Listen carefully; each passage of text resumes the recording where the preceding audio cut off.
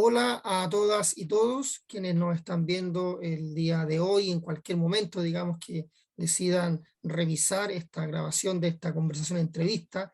En esta oportunidad, después de un recorrido que hemos ido haciendo con varios países de la red internacional de ANOVA y de nuestros contactos en distintos países del mundo, hoy día llegamos a México, estamos en América Latina, y en esta oportunidad tenemos el agrado de presentarles y agradecer su presencia y su participación y su disposición a Simón Tavera.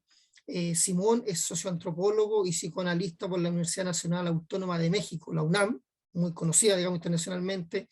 Actualmente Simón es director operativo de la Federación Mexicana de Comunidades Terapéuticas.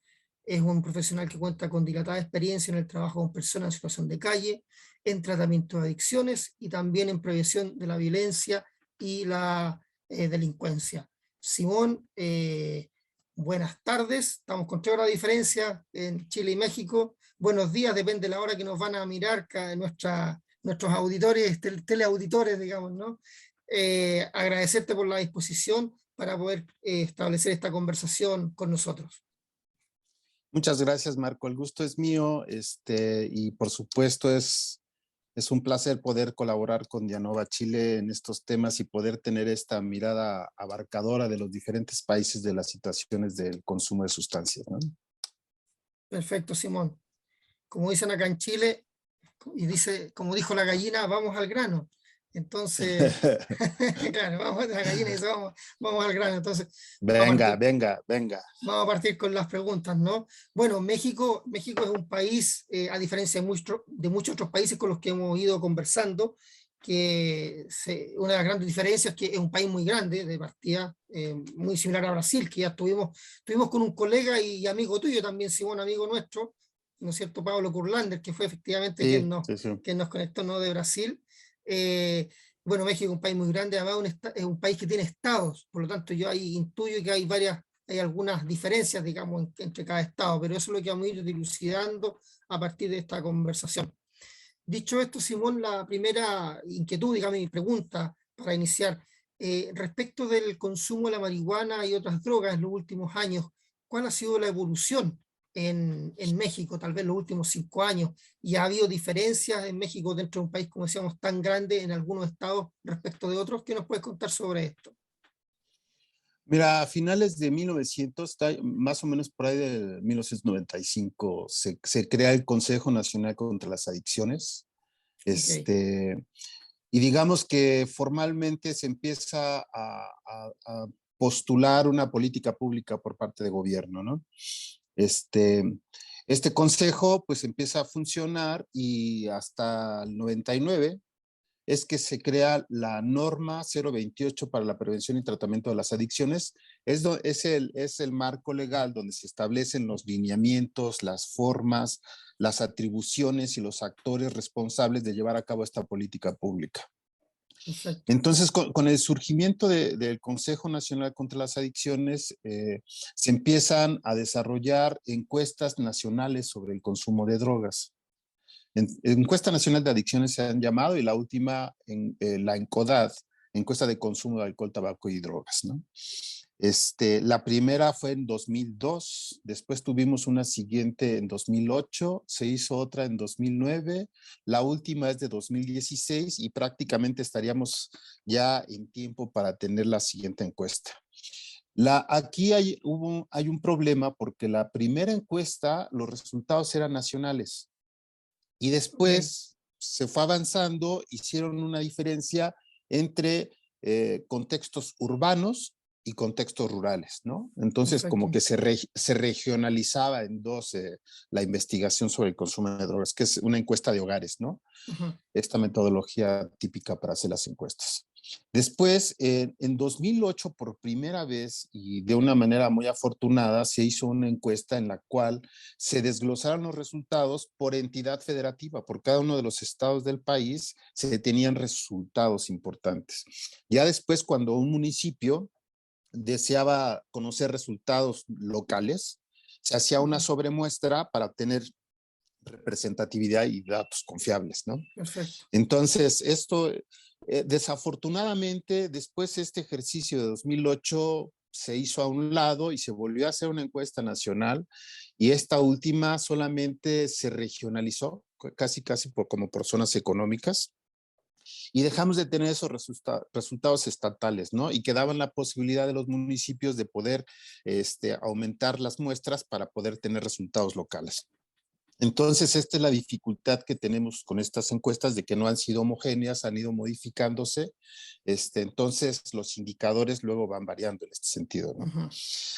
Eh, pero en general, desde la primera encuesta hasta esta última de 2016, lo que hemos notado es que las prevalencias en el consumo de los diferentes tipos de drogas van aumentando, que las edades de inicio van disminuyendo y que cada vez más mujeres se involucran en este consumo. Y se ha identificado el grupo de 12 a 17 años como el de mayor exposición y riesgo e inicio en el consumo, ¿no? Entonces, esto es lo que marca mucho y define la política pública del país, ¿no? Porque si este es el grupo de mayor vulnerabilidad, obviamente la política pública sigue estrategias de intervención con adolescentes y con jóvenes, principalmente los que están en las escuelas, ¿no? Entonces eso se vuelve así como un ABC. Pero te voy a dar unos datos que están muy interesantes que nos permiten ver. De la última encuesta, la de 2008, a la de 2016, por ahí hubo una intermedia, pero te digo que son resultados así nacionales que no nos permitieron hacer muchos análisis. Pero actualmente los 4 indicadores más importantes de la encuesta es personas sin consumo, en riesgo sin consumo, consumo sin dependencia y con dependencia, ¿no? Entonces son 4 indicadores. Actualmente tenemos que sin consumo, de alguna vez en la vida, ¿no? El 71%, ¿no? Quiere decir que tenemos una gran parte de la población que no ha estado expuesta a esta primera posibilidad de consumir, ¿no? En riesgo tenemos el 18%. Después, ya con un primer consumo, pero sin dependencia, tenemos el 9% y el 9.7% y con dependencia el 0.6%. Entonces, aquí hay unos datos bien interesantes porque en los 3 primeros indicadores, que son personas sin consumo, en riesgo sin consumo y consumo sin dependencia, de 2008 a 2016 casi se incrementó al 100%. Es decir, teníamos las personas que decíamos que estaban protegidas era el 80%, disminuye casi 10 puntos y llega a 71. Los que están en riesgo sin consumo era el 9%, ahora tenemos el 18%. Los que tienen un consumo sin dependencia era el 5%, ahora tenemos 9.7%. Y la que no mostró variación fue la de con dependencia. Fíjate, pero es fácil inferir que como con un efecto de ola, a lo mejor en esta última encuesta no se tradujo en situaciones de dependencia, pero que va a haber un efecto porque en los otros indicadores sí hubo un gran incremento y del 100%. O sea, yo creo que sí podríamos tener una hipótesis de que este consumo se va a reflejar en un corto tiempo y va a aumentar del 0.6 por lo menos al 1% de la población de 12 a 65 años. Entonces, esta situación es complicada porque siempre estamos desde todos los sectores y las personas involucradas en estos temas, siempre estamos buscando que las decisiones de las políticas públicas sean con base en un sistema de información, con base en evidencia. Sin embargo, cuando ya damos el paso de estos indicadores, de toda esta información que tenemos, a enarbolar un conjunto de políticas públicas que respondan a esta situación, no sucede de esta manera, ¿no? Yo creo que en el país principalmente se invirtió, y fíjate, esto tuvo que ver con un decomiso que se le hizo a un ciudadano chino, Shen Li Jegon, y se le decomisaron miles de millones de dólares. Entonces, parte de ese dinero, esto fue en 2007. 2007. Entonces, de ahí, una tercera parte de ese capital fue destinado a la Secretaría de Salud. Entonces, la decisión, y tú sabes cómo son los tiempos del ejercicio fiscal, entonces Exacto. tienes tanto tiempo el dinero, te lo tienes que gastar en un corto plazo porque después Ujú. se cierra y si no lo regresas a Exactamente. Hacienda. Ujú. Entonces, de una manera creo que afortunada, el dinero se destinó a construir centros de prevención secundaria, que se llaman centros de atención a las CAPAS, centros de atención a las adicciones. Entonces, esto viene con toda una trayectoria de la Secretaría de Salud, que desde 1950 empezaron a crear muchos servicios para prevenir Ujú. las enfermedades, ¿no? En México, antes de 1950, todo el mundo moría por enfermedades infectocontagiosas. Exacto. Pero después del 50 son cardio y cerebrovasculares. Entonces, es muy costoso atender enfermedades crónicas de manera tardía y de la misma manera se pensó en el tema de las adicciones. Por eso es que el Exactamente. dinero se destina a crear estos centros de prevención secundaria, que justamente irían orientados a intervenir con este grupo de adolescentes que se encuentran en la educación básica y preparatoria, ¿no? Ujú. Entonces creo que eso fue muy afortunado porque se crearon fueron aproximadamente 310 y después creció la cifra como a 334 centros de prevención distribuidos en las zonas más vulnerables de todo el país. Ok. Eso estuvo perfecto. Entonces, bueno, ahí sí hubo digamos que una preocupación desde gobierno para hacer válida este derecho a la salud, ¿no? Que está establecido en la Constitución. También desde gobierno se financian los centros de integración juvenil, que son aproximadamente 110, me parece, y solamente tienen 10 clínicas con internamiento, casi siempre es consulta externa, eh, y desde el CONADIC se financia la operación principalmente con recursos públicos de los centros. Entonces, digamos que todo el capital, todo el presupuesto de la Secretaría de Salud dirigido a la tratamiento de consumo de Sí. sustancias y adicciones, va dirigido a la prevención secundaria. Ujú. Esto quiere decir que descobijas toda la otra parte de el tratamiento. Es Exactamente. Ujú. decir, fíjate, entonces vamos avanzando en el tema. En cuanto a las personas con dependencia, tú sabes que solamente asiste a un servicio de tratamiento el 15%, el 85% permanece en sus comunidades y nunca va a solicitar ayuda ni se va a parar en un servicio. De este 15% que va a tratamiento, eh, aunque aquí reportan el 20%, porque incluyen a los adolescentes que están en riesgo y van a tratamiento, pero en realidad es el 15%. Ujú. Del 15% que asiste, solamente termina el proceso una cuarta parte. Entonces ya estamos bajitos, ¿no? Exactamente. Este, Bueno, y perdona, de Simón, esta eso cuarta parte que, es sí, una cifra internacional, ¿no? El tema de la recuperación efectivamente del consumo problemático es bajísimo, sobre todo en la población es bajísimo. adolescente, juvenil. Yo creo que nosotros estamos todavía más bajos, porque aparte de que termina una cuarta parte, inmediatamente reincide por las condiciones adversas del sistema Ujú. familiar. Entonces, en una evaluación de impacto, tú no vas a tener resultados positivos importantes en el Exacto. tratamiento. Vamos a tener una incidencia del total de menos del 2%. Entonces, fíjate, esta situación de la prevención y el tratamiento nos hace pensar muchas cosas de que tienen que ser revisadas a nivel de política pública. En primer lugar, sí es necesario invertir en los centros de tratamiento para que tengan modelos más con base en evidencia que garanticen unos resultados más favorables. Ahí es donde no ha invertido el gobierno. Ujú. Entonces, lo que tenemos en el país, tenemos 2.157 centros de tratamiento, pero el 95% son de sociedad civil. Solamente el 5% van entre clínicas privadas y servicios de gobierno, ¿no? Ok. Entonces, de este 95% de los centros de tratamiento regularmente son centros que dirigen personas que tuvieron una adicción y que llevaron este método de ayuda mutua, ¿no? Y los 12 pasos. Ujú, Entonces es una evolución del movimiento de AA.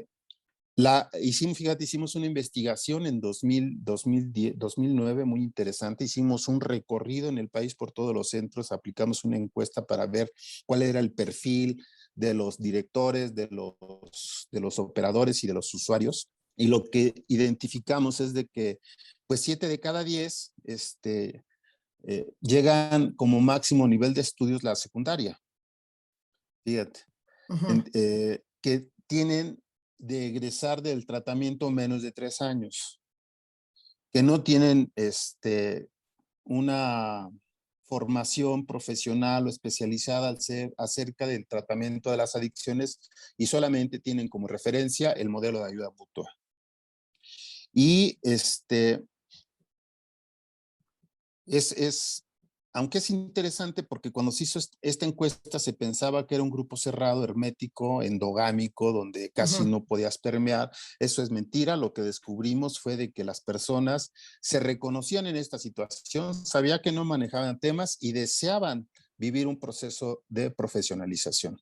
Pero como no han existido las posibilidades para su fomento, es decir, no se han acercado currículas adecuadas para profesionalizarlos, lo que significa es de que si tenía la secundaria, haces la preparatoria. claro. Y si tienes la preparatoria, puede ser ya un nivel técnico, como una enfermería, por ejemplo. Ujú, Entonces, eso no ha pasado y ese es el gran problema en nuestro país porque se ha descuidado mucho esta área. No tenemos posibilidad de incidir en estas prevalencias de dependencia y pues mientras no se haga algo diferente, no va a ocurrir algún cambio y va a seguir esta tendencia en el crecimiento. Ahora, si es bajísima la incidencia en el tratamiento, quiere decir que las personas que tienen dependencia y están en las comunidades y las que fueron a un tratamiento y fracasó el proceso, tenemos el 98% del total ujú. que están en las comunidades. Esto nos hace pensar con claridad y con una certeza muy importante que los factores de reproducción cultural del consumo permanecen intactos, no tienen por qué modificarse si no se está haciendo Ujú. nada para que eso suceda, ¿no? Entonces aquí vamos otra vez con esto de las cifras. Estos datos para mí son fundamentales, son los indicadores más importantes, es una información que tenemos en el primer plano de las encuestas nacionales, pero no llegamos a esta reflexión tan obvia e inmediata. Claro. Es decir, si las personas con dependencia no van a un servicio de tratamiento, tenemos que desarrollar modelos de intervención comunitaria, tratamientos de base comunitaria.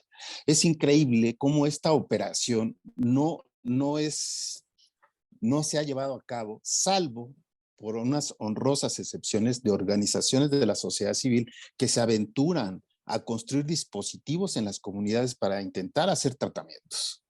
Pero Entiendo. o sea, México tiene que pensar esto. Ujú, Desde los funcionarios públicos, las organizaciones y gente de la misma comunidad, la academia, por supuesto.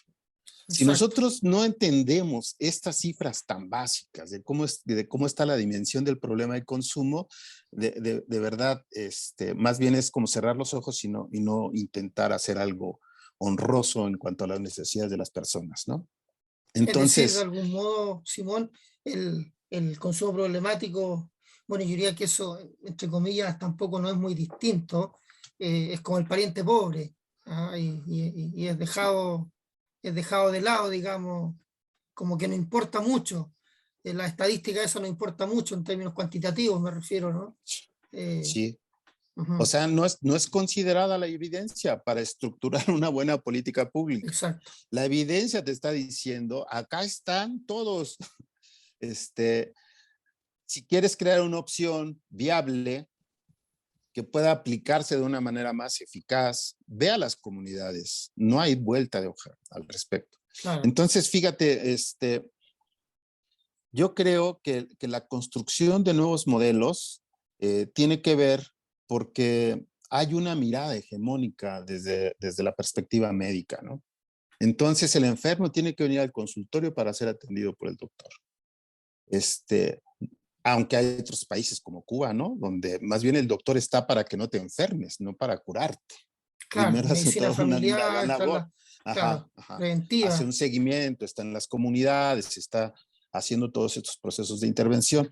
Entonces, a nosotros no nos queda otra más que hacer eso. Eh, y hay múltiples posibilidades. Por ejemplo, ya que si tenemos tantos años identificando que el grupo de 2 a 17 es el de mayor vulnerabilidad y nosotros deseamos contener esas posibilidades de que un primer consumo derive en una dependencia, entonces deberíamos estar metidos en los lugares donde es el contexto de vida de estos jóvenes y Claro, la escuela. adolescentes. O sea, tendríamos que estar en las escuelas. Ahora fíjate, antes nosotros aquí en la currícula de educación básica teníamos una materia que se llamaba civismo.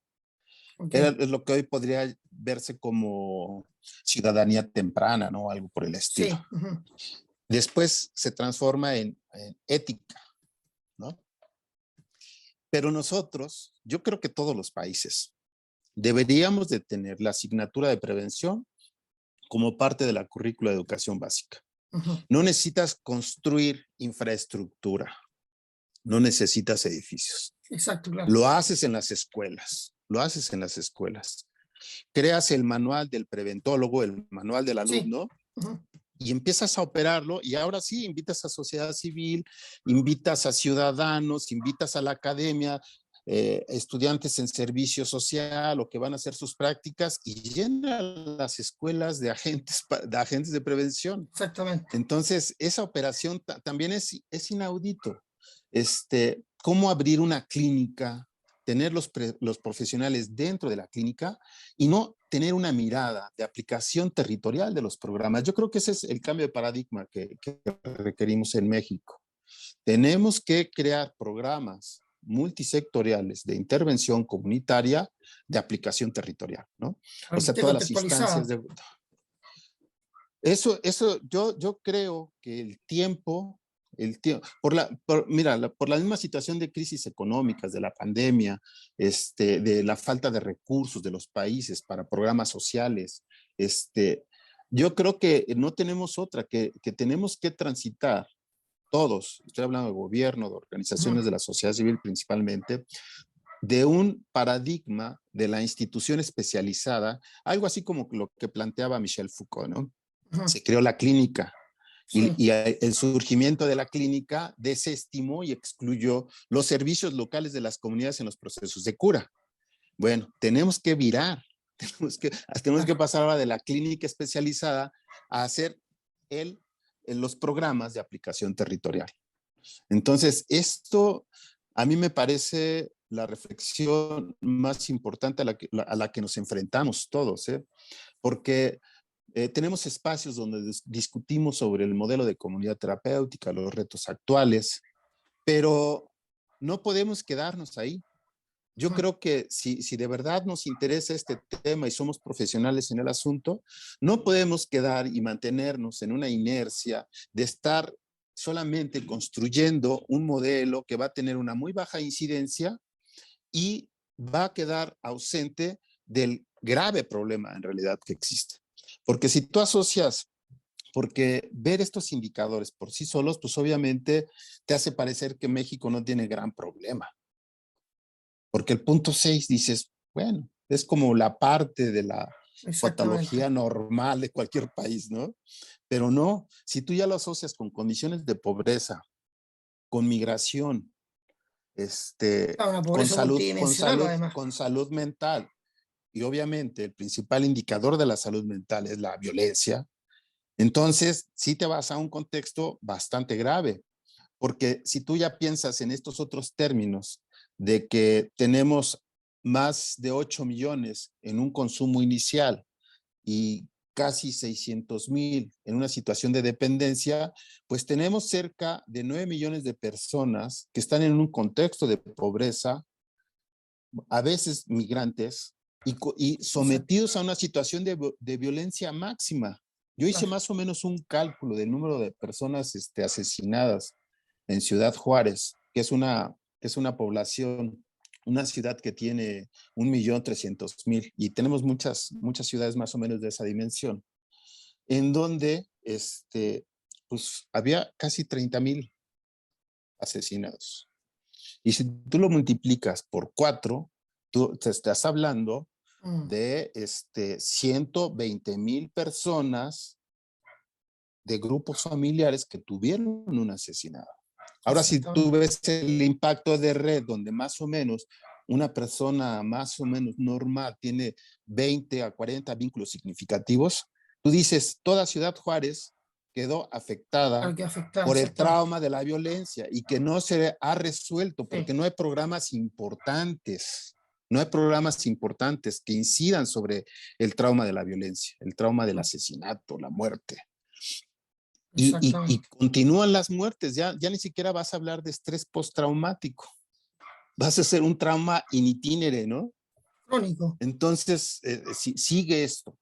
Entonces, si tú estás viendo que estas condiciones de salud mental comunitaria son graves, que hay un deterioro del tejido social grave y hay esta situación de consumo inicial y dependencia, tú dices, entonces sí tenemos una bomba ahí. O sea, tenemos un grave problema, porque casi siempre que se hacen estos análisis epidemiológicos, pues México parece ser que la libramos, no tenemos gran problema. El problema lo tienen los gringos, ¿no? Que tienen 20 millones de personas con dependencia. Nosotros ni siquiera un milloncito llegamos. Claro. Pero ya lo lees de esta manera y dices, no, sí, hay un grave problema. Y entonces sí hay dos acciones que para mí son fundamentales, son las más importantes. Y una es que se cree esa asignatura porque vas a hacer una intervención, que vas a hacer generaciones, cohortes de alumnos de educación básica que de alguna manera van a tener herramientas, ¿no? Herramientas para enfrentar esta situación. Y eso tampoco les va a dar la garantía de que no va a haber problemas. Eso, y la otra, crear modelos de intervención comunitaria, son dos líneas de acción que tienen que desarrollarse, yo digo que en México, pero en toda la región, ¿eh? Las condiciones de Centroamérica, Sudamérica, no creo que sean tan diferentes. Ahora además de esto, yo creo que yo formamos parte de una generación que cuando hablaba de prevención, hablaba esta estas palabras que parecen ser así como que las piedras angulares de la prevención, habilidades para la vida. Dices, eso también ya está, ya no aplica. O sea, ¿cómo vas a Ciudad Juárez en este contexto y tú Claro, no. llegas como en una abstracción, a ver chicos, vamos a crear, a promover habilidades? No, primero resuelve su problema, ¿no? Su situación emocional, su contexto tan adverso y creas algunas posibilidades. Entonces yo creo que pasa, porque antes lo que prevalecía y que era incluso con resultados negativos, esta situación de dar pláticas, ¿no? Esa era la prevención antes, hace 20 años. Dar pláticas. Después esto se transformó en dar información sobre el consumo de drogas, lo cual también es contraindicado. Y después fue esta perspectiva de generar procesos para promover habilidades para la vida. Yo pienso que esa evolución tiene que dar un siguiente paso y tenemos que pensar ahora en sistemas de prevención. ¿Qué quiere decir que son sistemas? Pues que no es una acción aislada, no es ni siquiera una sola instancia de gobierno quien se dedica a esto, sino sistema quiere decir que tendría que tener esta cualidad de proyectos o programas multisectoriales. ¿Qué quiere decir? Que Claro. interviene gobierno en sus 3 niveles, que interviene la academia, que intervienen en organizaciones de la sociedad civil y tienen esta base de la intervención comunitaria donde el ciudadano y su comunidad son los principales protagonistas. Así construyes un sistema. En esta idea del concepto de Pierre Bourdieu de capital social, ¿no? Tienes diversos actores sociales, empiezas a atarlos, a crear lazos entre esos actores y por esos lazos transitan los bienes culturales propios de cada entidad y se va haciendo un sistema de socialización de los bienes culturales. A ver, Entonces tú puedes pensar en un capital social de prevención que sería justamente eso. Entonces nosotros tenemos que crear un sistema de prevención que corresponda a la complejidad del problema, es decir, un programa complejo. Sí, claro, no, no, Y no. lo único que tenemos enfrente es esto del sistema de prevención. Claro, mira, yo recordaba, bueno, hace un par de semanas atrás nosotros tuvimos un seminario con Carmen Gloria Jiménez, que es una especialista, doctora en neurociencias ella. Además es psicóloga de pregrado, digamos, y ha hecho, la verdad que ha hecho muchas especializaciones a nivel internacional, digamos, ha andado por muchas partes del mundo, y también ha trabajado con adolescentes infractores de ley, se llama acá en Chile, digamos, chicos que están, sí, ¿es cierto? Bueno, y claro, desde la perspectiva y desde la evidencia neurocientífica, efectivamente, esto que tú estabas llamando el capital social lo asociamos un poco a lo que es la construcción del cerebro social. Y claro, ya está evidenciado el cómo afecta el contexto al desarrollo neurodivergente, ¿ah? Exacto, Del exacto. individuo, ¿no es cierto? Entonces, claro, cuando tú estás en una situación que probablemente para nosotros todavía, no sé cuánto nos faltará, yo creo que a lo mejor estamos cerca, y creo que es muy bueno que escucharte a ti, digamos, que menciones esto, que asocia el tema de la violencia también, y lo que nosotros llamamos la pobreza multidimensional, que entre otras cosas tiene incorporada la violencia, ¿no? Pero en el extremo que probablemente está en ciudades como la que tú mencionas, como la ciudad de Juárez. Acá igual es un tema que diría yo que la autoridad política en general, independiente del sector, siempre ha estado chuteando el tema, ha estado chuteando el tema. Y ya tenemos, hoy día en Chile ya tenemos efectivamente sectores, poblaciones, se llaman acá sectores poblacionales, poblaciones que de algún modo están tomadas por el narcotráfico y por las situaciones de violencia que se viven cotidianamente. Y claro, y ahí efectivamente tú dices, chupaya, y ahora con la evidencia que tenemos neurocientífica, digamos, de que corrobora todo esto, que quienes de algún modo llevamos años en estas materias, lo sabemos por la experiencia, eh, más allá de esta evidencia que hay hoy día, pero que la está ratificando, se hace más complejo. Y por eso, claro, me hace mucho sentido cuando tú planteas esto de que se requiere un sistema mayor, un sistema complejo, si se quiere, de acompañamiento, slash intervención, ambas, digamos, que en el fondo apunte tanto a la prevención, pero también, comillas, al tratamiento de esta situación de salud mental con la que conviven las familias y que en definitiva son las familias más pobres en general, pues la gente que está con menos recursos, la que más se ve afectada en este contexto. Claro, eh, es complejo. Ahora, había una de las preguntas que estaban planteadas, digamos, lo que conversábamos previamente, que claro, a la luz de lo que tú nos estás comentando, uno dice, bueno, es pertinente o no la pregunta porque en el fondo la discusión en México es otra en este minuto. ¿A qué me refiero? Claro, por ejemplo, nosotros uno ve en Uruguay, por ejemplo, o acá mismo en Chile, que hay una discusión que a la luz de lo que tú nos estás comentando, yo digo, claro, aparece como una discusión básica sobre la regulación del consumo de marihuana. Y claro, a la luz de lo que tú estás comentando, me dice, o sea, esto es, somos una guagua de pecho, por decirlo de algún modo, ¿no? En relación a lo que tú nos estás comentando. Ahora, aún así, yo no sé si en ese sentido tiene alguna relación años atrás, digamos, a la fecha, qué ha ocurrido en ese sentido y cómo incide la eventual regulación. No sé si, desconozco si en México, como decíamos de antes al inicio, México tiene distintos estados, ¿no es cierto? Entonces, por lo tanto, probablemente también los estados tienen sus propias normativas. ¿Cómo ha evolucionado eso y cómo ha incidido en llegar al punto en que hay estados, como tú mencionabas, de Juárez, que están tomados por el narcotráfico? Sí, bueno, fíjate que qué interesante pensar en esta necesidad de programas de prevención de la violencia y del delito. Ujú. Cómo en México me parece que la discusión, al menos en este contexto de verbal, de análisis, ha avanzado lo que se piensa sobre la justicia terapéutica o penal, ¿no? Pero en los hechos ha sido imposible que se aplique este enfoque del tratamiento. Y para mí es muy sencillo. Yo una vez estuve en Ciudad Juárez, es muy interesante porque ahí tienen la mesa de narcomenudeo, donde se Ujú. juntan varios personajes, funcionarios públicos, la policía, desde luego, y se hablan de las necesidades. Y ellos hablaban en esa mesa de cómo ejecutar la justicia cívica y penal, ¿no? Entonces, yo cuando estaba presente, pues veía los ríos de jóvenes que iban a tener acceso a conmutar la medida o la pena para un programa de tratamiento, que son muchos. Y después, entonces, hay un modelo de justicia cívica para los municipios en los cuales, cuando no son penas, cuando no son delitos graves, se va a priorizar este tipo de servicios para el infractor. Y entonces el juez hace un diagnóstico, bueno, no el juez, hay alguien que hace un diagnóstico psicosocial, Claro. y le pasa el dato al juez, y el juez decide, no, tú no vas a la cárcel, tú vas a un programa de tratamiento. Si te vas del programa, regresas a la cárcel. Exacto.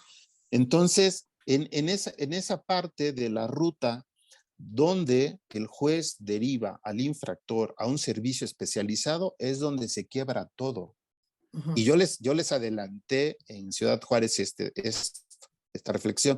Le dije, vamos a colapsar este programa que están haciendo, porque va a haber mucha gente que va a tener acceso a esta posibilidad de conmutar la pena por un servicio, pero no vamos a tener los servicios para cacharlos. Entonces es ahí donde yo vuelvo al mismo tema. Si no tenemos un sistema de prevención y tratamiento, no es posible aplicar la justicia terapéutica. Porque entonces, ¿a dónde los va a mandar el juez? Te acabo de decir cómo están hechos los centros de tratamiento. No hay psiquiatras, no hay psicoterapeutas. Claro. Entonces, si un centro de tratamiento carece de estos perfiles profesionales, ¿cómo los vas a mandar a uno? Claro, no, es poco lo que puedes hacer. Y no es hablar mal de los centros de tratamiento, yo los respeto mucho y siempre he visto su iniciativa como un movimiento muy solidario y empático con los usuarios de sustancias que tienen dependencia. Nada más de que luego pervertimos la responsabilidad porque queremos que funcionen mejor, pero no son fomentados ni tienen subsidios desde gobierno, no se profesionalizan sus cuadros. Si hay una necesidad de atención psiquiátrica, el Estado tiene que ponerlo. Si se necesita un servicio médico especializado de segundo o tercer nivel, el Estado tiene que ponerlo. Claro. No lo tiene que poner el centro. La característica de los centros de tratamiento para mí es que es una buena alternativa en cuanto a un objetivo bastante definido, y que es la búsqueda de la abstinencia. Ellos no se plantean resolver todo el problema de salud mental, que regularmente son trastornos límite de personalidad. Entonces ellos no saben cómo se construyen estos trastornos, no saben cuáles son sus características, cuáles son sus mecanismos defensivos, cuál es su carácter, no están para eso. Ellos están para construir acciones afirmativas para la abstinencia y para ley. Y sí, por supuesto, un contexto comunitario de contención muy importante. Entonces, no le pidas peras al olmo. Claro. Eso es lo que da el movimiento de AA y es bienvenido, es importante, pero hay una diferencia que se tiene que agregar. Y una diferencia de calidad y profesionalidad muy fuerte, donde el Estado ha cerrado los ojos para hacerlo. Porque el Estado no se plantea, bueno, esto de la salud mental me corresponde, yo debería de hacer una buena alianza colaborativa con los centros para acercar estos servicios y que fueran de mejor, más eficaces. Ni siquiera hacen esta operación costo-beneficio. Es decir, si no haces nada, te sale más caro tener una persona con dependencia y vas a gastar mucho dinero en servicios de salud, en sistema penal, de procuración de justicia, y vas a terminar tú manteniéndolo. Se hizo una investigación, un cálculo, y más o menos una persona con una carrera delictiva y con estas situaciones graves de situación de calle, violencia temprana, etcétera, cuestan 27 millones de pesos. Que si tú hubieras hecho un programa tal vez de prevención o detección temprana, te hubieras gastado 1 millón de pesos. Entonces, preferimos gastarnos 27 millones de pesos. Que tú ya lo multiplicas por el número de personas, dices, ¿y de dónde saco toda esta plata? Claro, una barbaridad. No va a haber política pública que responda. Entonces, pues tú sabes que en los últimos años en los sistemas de gobierno se ha analizado mucho este esquema de gobernanza, el enfoque de seguridad ciudadana, pero parece ser que nuestras sociedades políticas todavía no están maduras Ujú. para hacer estos cambios operativos que privilegian más una relación clientelar con el ciudadano para efectos electorales que una relación de ayuda y de asistencia. Porque Claro. si tú pudieras pensarlo de esta otra manera, entonces eh, las políticas públicas tendrían que tener, y más o menos está dicho en el marco legal, desde la Constitución, las leyes generales, los reglamentos, que siempre se debe de abrir una participación a sociedad civil. Las políticas públicas tendrían que ser forzosamente bajo estas características. Cuando yo digo sistema es que son programas multisectoriales, donde hay diversos actores con diferentes capitales de conocimiento, de gestión, Ujú. de colaboración. Entonces tú haces un banco, el sistema es eso, un banco donde se inscriben diversos actores sociales con cierta especialidad, con cierto conocimiento, con ciertos recursos y se organizan en un sistema bajo un objetivo común y una metodología que nos organice como grupo multisectorial. Y Ujú. empiezas a hacer la aplicación y eres riguroso con el método, se parte de diagnósticos, se hacen diagnósticos participativos para involucrar a la misma comunidad y tienes recursos para responder a ciertas necesidades, es decir, no vas con los bolsillos vacíos. Exactamente. Entonces, imagínate, fíjate, este ejemplo a mí siempre me enchina la piel.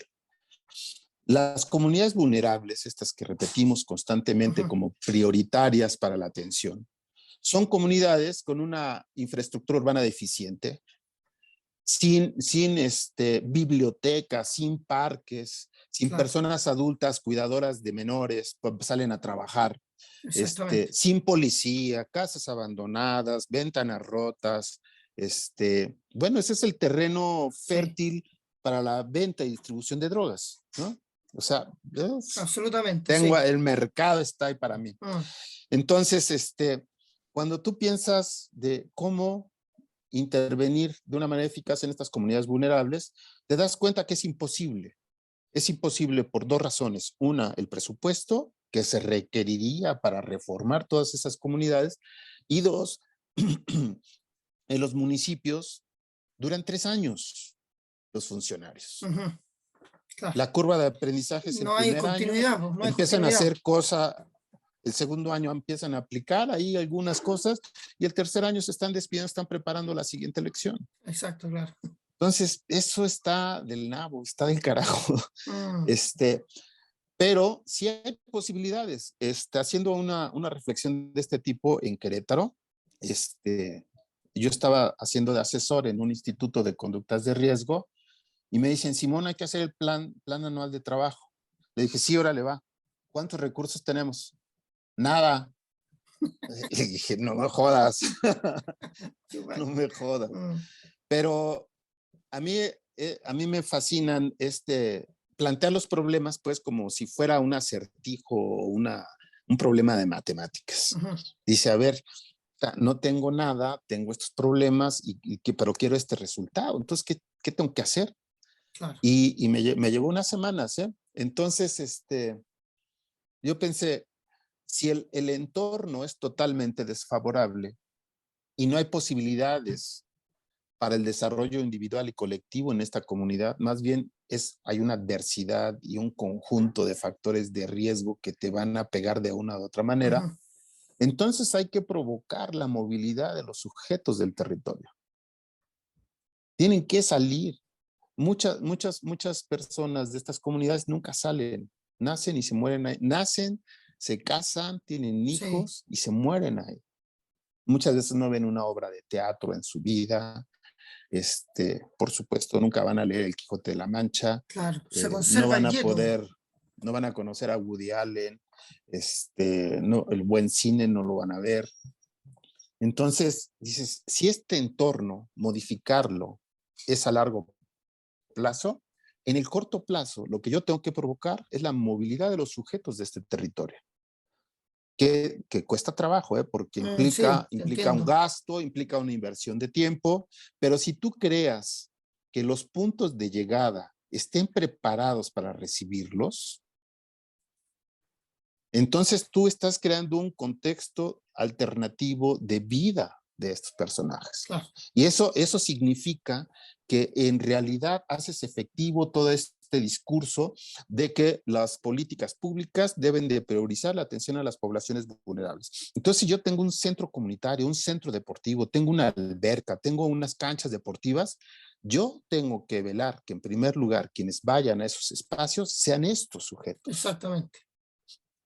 Si de verdad existieran estos accesos con ese acogimiento adecuado, con esa recepción, pues casi amorosa, ¿no? Empática, solidaria, Sí, yo creo que mucha gente se movería sin dificultad.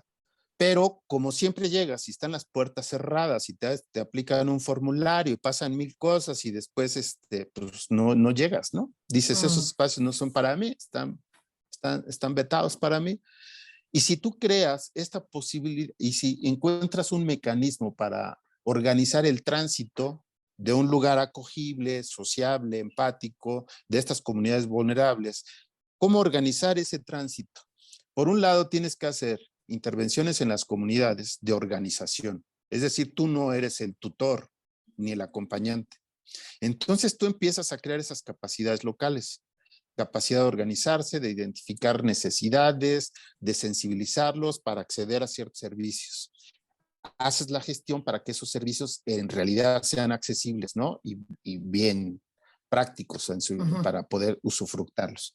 Y después creas una manera de organizar este tránsito, entonces ya tienes acompañantes adultos, ya los capacitaste en una estrategia de acompañamiento terapéutico, claro. si tú quieres, ellos ya saben, tú no eres el responsable, si pasa algo en el camino no es tu responsabilidad, es un riesgo que tenemos todos los ciudadanos y a veces somos víctimas, pero ojalá y no pase, pero organizas una ruta segura justamente para reducir esta posibilidad de riesgos y al contrario, ¿no? Le dotas de estas capacidades de acompañamiento terapéutico y si pones un transporte, pues qué mejor, cualquiera, bicicletas, autobuses, camionetas, lo que quieras. Entonces, esa es la única posibilidad, la única que tenemos de intervenir en una comunidad vulnerable en el corto plazo. Entonces, esta idea del sistema de prevención y tratamiento y esta parte de la movilidad territorial, creo que son dos cosas que tienen que formar parte de todas las estrategias locales que se utilizan para incidir efectivamente en estos números, ¿no? De cómo está la situación de violencia, de consumo y de dependencia.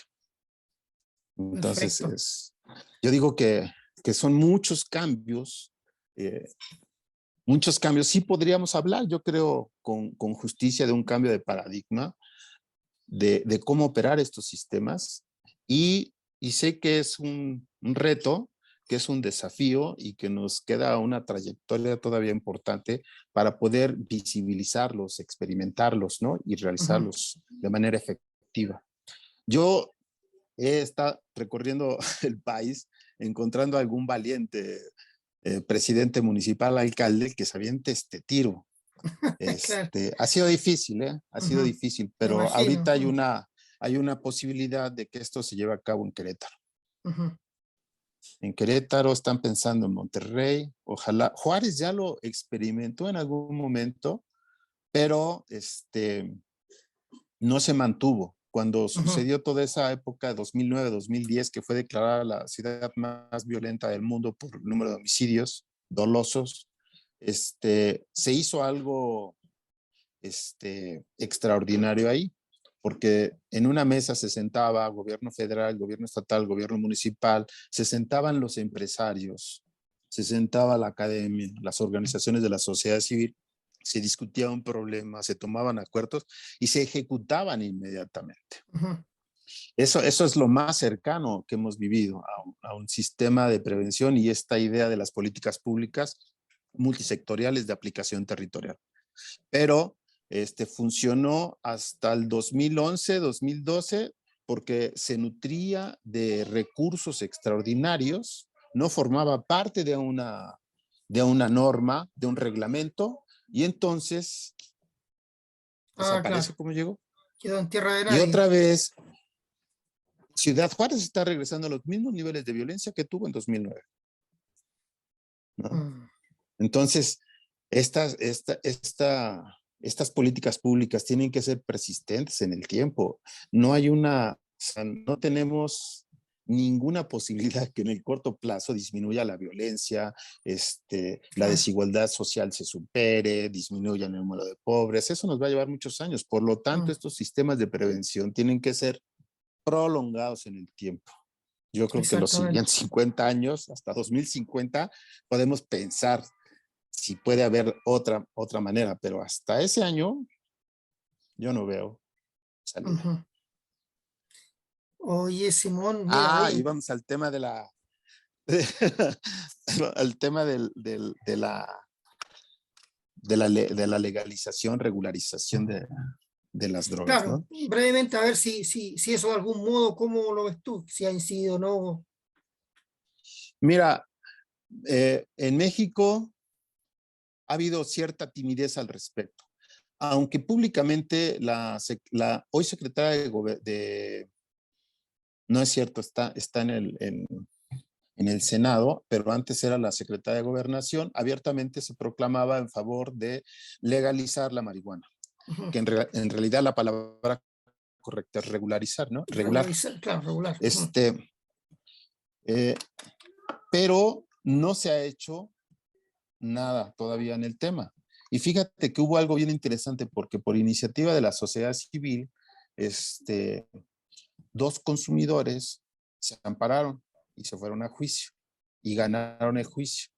Mira, Entonces se ujú, apeló al derecho al desarrollo de la personalidad, es decir, cualquier persona puede decidir qué cosas consumir y si le hace daño o no le hace daño. ujú, Y si él, se consume una sustancia bajo cierto control, él tiene derecho a experimentar. Entonces ganaron los dos casos. Se sienta jurisprudencia para poder echar a andar una ley, exactamente. porque no vamos a poder seguir con esto. Ya está una referencia. Entonces, no vamos a ir a ampararnos cada vez, ¿no? Entonces, la marihuana, como en todo el mundo, es la sustancia de mayor consumo, pero Ujú, también hay que resaltar esto. No es una droga de impacto. O sea, la gente no llega a tratamiento porque consume marihuana. Principalmente llega porque consume cristal y cocaína base. O sea, ujú. anfetaminas y piedra. Este, no aparece como una dificultad entre las personas que llegan a un tratamiento.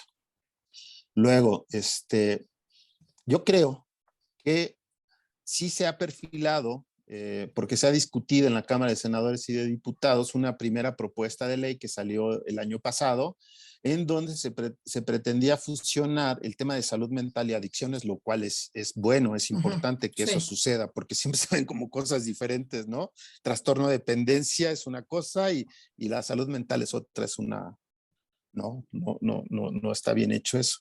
Este, pero esa ley tuvo varios señalamientos importantes porque se estigmatizaba al usuario, ¿no?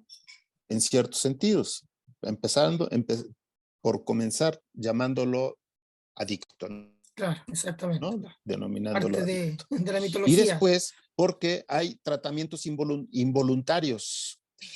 Hay tratamientos involuntarios y dices, no, siempre el usuario tiene que ingresar a un tratamiento de Ujú, forma voluntaria. Aquí en México esa situación es complicada porque las personas con dependencia crónica grave, sí están en una condición de veras muy difícil. Entonces, muchas veces ellos no van a optar por un servicio de tratamiento, pero la familia sí.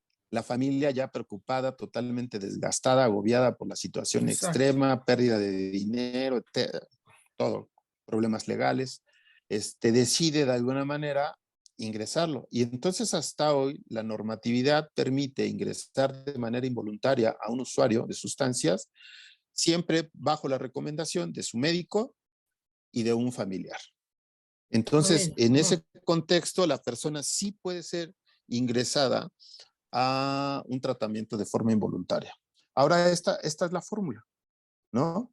Entonces, en un buen porcentaje de casos de las personas que van a tratamiento se practica esta situación, ¿no? Entonces siempre se pide la referencia de un médico y se pide el consentimiento informado de parte de un familiar y legalmente quedas protegido. Entonces, eso está así. Y ese es un gran cuestionamiento a esta ley que se propuso el año pasado. Entonces, fíjate que yo pensé que este año iba a ser un tema de discusión, pero lo van retardando, Porque de hecho el perfil del titular de la Comisión Nacional contra las Adicciones, Gadiza Vicky, es un perfil justamente para crear una estructura, tiene la capacidad de crear una estructura, crear el Instituto para el Control de la Cannabis, ¿no? Que haya toda una regulación ya muy clara, un reglamento en el que se hable de cómo es la producción, la distribución y el consumo, porque hasta ahorita lo que tenemos en la ley es todos podemos portar 5 gramos de marihuana y no hay ningún problema. Ya. Pero, ¿cómo la obtuviste? Claro, Entonces ahí claro. A ya puede diferencia de ser lo que ocurre en detenido, Uruguay, ¿no? que Sí. efectivamente está normado, digamos, quiénes distribuyen, cuánto, cómo, dónde. Claro, está toda también la logística asociada ahí a la distribución, efectivamente. Mira. Sí. Ujú, Ahora, si aquí en México te detienen por consumo de bebidas alcohólicas en público, ¿no? Te puede llegar el policía, te lleva, te ujú, detiene. Pues también la cannabis, ¿no? ujú. Entonces puedes portarla, pero no consumirla, Pero no, claro, exactamente. ni comprarla. Paradójico, claro, paradójico. Sí. Sí, esa Sí. es la trampa que tenemos en nuestra ley, que justamente se piensa resolver, nada más de que ha estado, yo creo, con este cambio de gobierno que tenemos de la izquierda, Ujú, no se toman riesgos sobre temas como esto del aborto, ujú. y en este caso de la marihuana, se anda con mucha precaución para no tener ahí Mm, una incidencia, ¿no? En tiempos electorales, y como todos los años estamos en tiempos electorales, mm. les es difícil tomar una iniciativa y un Suena compromiso. conocido eso en nuestra Latinoamérica, y diría que en nuestra Latinoamérica suena conocido eso, lamentablemente. Sí, la política Sí. pública está al Entonces, son de las hasta ahí elecciones, como tú dices, en lugar de la necesidad de las personas. sí, el tema está ahí en lista de espera en las cámaras. Ujú, sí, Entonces, ya hay jurisprudencia, pero ahora le corresponde a las cámaras hacer legislación al respecto. Y entonces que se escriba un reglamento donde se diga claramente cómo se produce, cómo se comercializa y cómo se consume. exactamente.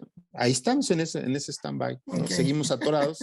La ley vigente es así de contradictoria, puedes portar, pero si la portas es porque la compraste y dónde la compraste, eso sí es un delito. Exactamente. Bueno, oye, Pues así, Simón, el tema de México. Simón, bueno, mira, se nos fue volando la hora que teníamos Sí, planificada, nos pasamos, de hecho, mira, oye, pero interesante, yo creo que igual todo lo que tú nos has compartido, hay varios elementos ahí que también a países como Chile y probablemente otros países también ayuda, porque estamos probablemente en momentos distintos en relación a toda esta problemática, digamos, de la droga en general. Entonces, es de bastante ayuda. Y por otra parte, también esta mirada que tienes tú, diría yo, una mirada sistémica, aunque es un término bastante manoseado a veces, pero una mirada sistémica integral que tiene respecto de cómo estar en los territorios en particular. Diría yo que una mirada bastante interesante. Bueno, sin duda esta es la primera conversación que tenemos, y creo, o sin duda no va a ser la última, que podamos estar conversando y reflexionando, y ya probablemente haciendo aportes a partir también de lo que tú nos señalabas. Bueno, dirigido a las personas que nos han estado mirando, que van a revisar esta conversación, agradecerles por la atención. Hay mucha información que nos entregó Simón, y ya yo que hay mucha calidad, digamos, en lo que nos ha entregado, así que la invitación es que a que se den el tiempo de revisar la conversación, la entrevista completa. Y a ti, Simón, en particular, muchas gracias por tu disposición, como te lo decía al principio, el tiempo que nos has entregado, y nos estaremos viendo en una próxima oportunidad, Simón. Sí, con mucho gusto y un pequeño comercial. Muchas de estas informaciones las he organizado en videos que lo tengo en mi canal de YouTube. Entonces, si quieren consultar es Simón Tavera Diccionario. Este Perfecto, diccionario podemos impulsarlo juntos, ¿eh? perfecto, Y pues bueno, ahí hay varios videos ya montados para quien quiera consultarlos. Ahí están a disposición. perfecto. Muchas gracias, Simón, y muchas gracias a todos los que nos han escuchado. Hasta pronto.